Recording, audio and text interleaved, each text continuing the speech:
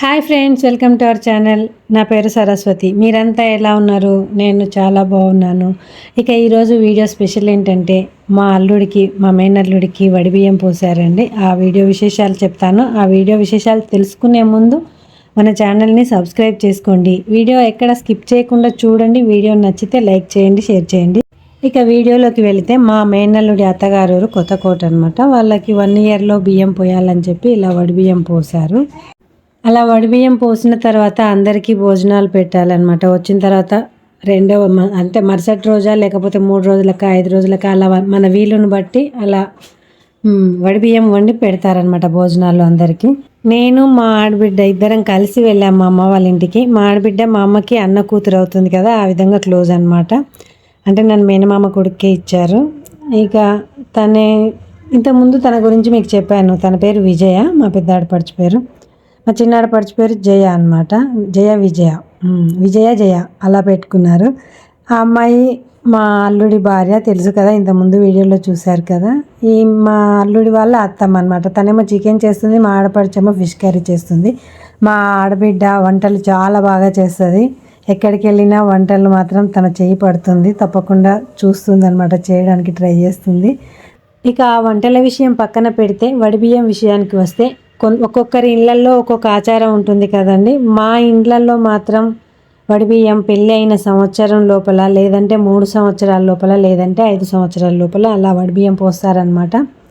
ఆ విధంగా ఈ అమ్మాయికి 1 ఇయర్ లోపే వడిబియ్యం పోసారు. దీనిని తొలిసారే లేదా తొలి వడిబియ్యం అని అంటారు. ఇలా తొలి వడిబియ్యాన్ని చిన్న ఫంక్షన్ లాగా చేస్తాం మేము. ఆ విధంగా ఇలా అందరం మేము చేస్తున్నాము వంటలు. ఇదిగోండి, తను మా అక్క పేరు వేదవతి, తన పేరు.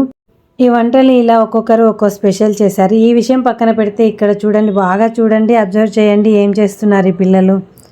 చూసారా, ఐడెంటిఫై చేశారా? అదే పిల్లలు, ప్రతి ఒక్కరి చేతిలో మొబైల్ ఉంది చూడండి, ఒక్కొక్కరి చేతిలో ఒక్కో మొబైల్.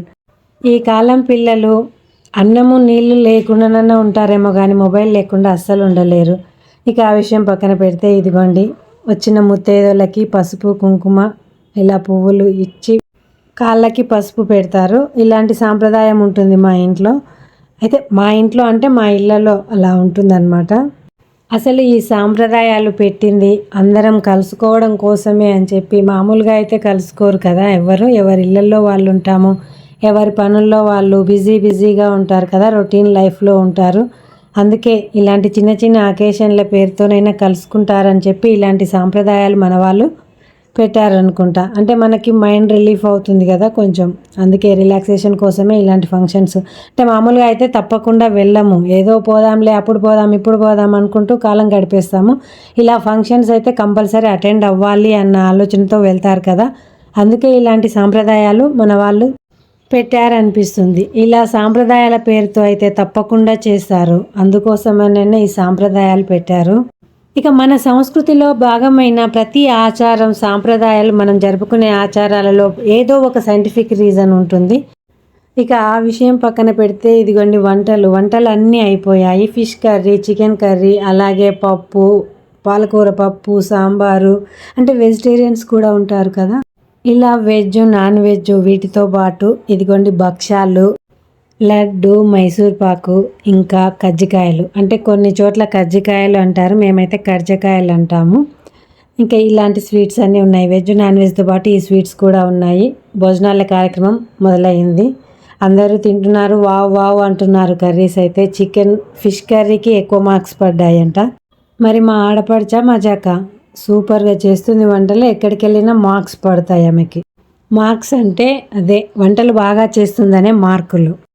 ఇక ఇక్కడ వచ్చిన వాళ్ళలో రిలేటివ్స్ ఉన్నారు, ఫ్రెండ్స్ ఉన్నారు, ఇంటి చుట్టుపక్కల వాళ్ళు, ఇరిగిళ్ళు పొరిగిళ్ళు అని ఉంటాయి కదా, అలా. అయితే ఇప్పుడు ఇరిగిళ్ళు పొరిగిళ్ళు కాదు, ఒకే బిల్డింగ్, అపార్ట్మెంట్ కల్చర్ కదా, అపార్ట్మెంట్లో ఉండే వాళ్ళందరూ వచ్చారనమాట. ఇక ఇలా కొంతమంది వచ్చారు, కొంతమంది ఇంకా రాలేదు. ముందు వచ్చిన వాళ్ళకి ముందు భోజనాల కార్యక్రమం స్టార్ట్ చేసాము. ఇక వచ్చిన వాళ్ళు వస్తుంటారు, వెళ్ళే వాళ్ళు వెళ్తుంటారు కదా భోజనాలు అయిపోయిన తర్వాత. అలా వెళ్ళే వాళ్ళకు ఇలా పసుపు బొట్టు తాంబూలంతో వాయినాలు ఇచ్చి పంపిస్తుంటాం అన్నమాట. తను మా అల్లుడు వాళ్ళ అమ్మమ్మ అన్నమాట. కొత్తగా పెళ్ళైన అమ్మాయి కదా, అందరి ఆశీర్వాదాలు తీసుకుంటుంది అన్నట్లు. మన జనరేషన్ వాళ్ళు ఏంటంటే అన్ని సాంప్రదాయం ప్రకారం పద్ధతి ప్రకారం జరగాలి అనుకుంటాం కదా. కాకపోతే ఇప్పుడున్న జనరేషన్ వాళ్ళు ఉరుకుల పరుగుల జీవితంలో మనం చెప్పేవి వాళ్ళకు చేయడానికి కుదరచ్చు, కుదరకపోవచ్చు. అయినా సరే మనం చెప్తుండాలి. కుదిరిన వాళ్ళు చేస్తారు, కుదరని వాళ్ళు మానేస్తారు. అలా ఒక జనరేషన్ నుంచి ఇంకొక జనరేషన్కి మన సాంప్రదాయాలు అలా ఫార్వర్డ్ అవుతూ ఉంటాయి. ఇవండి వడిబియ్యం వండిన రోజు విశేషాలు. వీడియో నచ్చితే లైక్ చేయండి, షేర్ చేయండి. ఇలాంటి మరిన్ని వీడియోల కోసం మన ఛానల్ని తప్పకుండా సబ్స్క్రైబ్ చేసుకోండి. Thank you for watching.